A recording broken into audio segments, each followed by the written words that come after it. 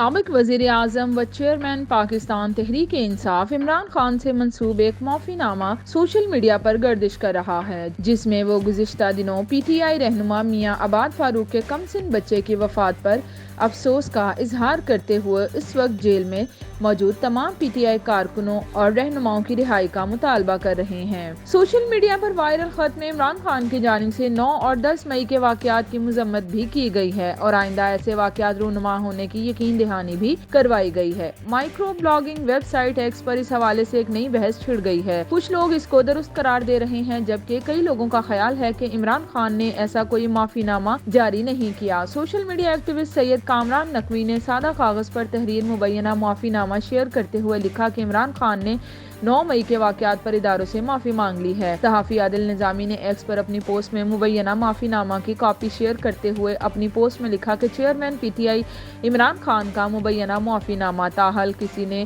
اصل ہونے کی تصدیق نہیں کی۔ ایک اور صحافی طارق متین نے عمران خان سے منسوب خط کی تصویر اپنے ایکس اکاؤنٹ پر شیئر کرتے ہوئے اس کو جھوٹا قرار دے دیا ہے۔ Social media activist doctor Farhan Virk نے صحافی طارق متین کو جواب دیتے ہوئے کہا کہ ہو سکتا ہے کہ وکلاء سے لکھوایا گیا ہو، آپ کو تحریک انصاف کے آفیشیل اکاؤنٹ سے تصدیق مانگنی چاہیے۔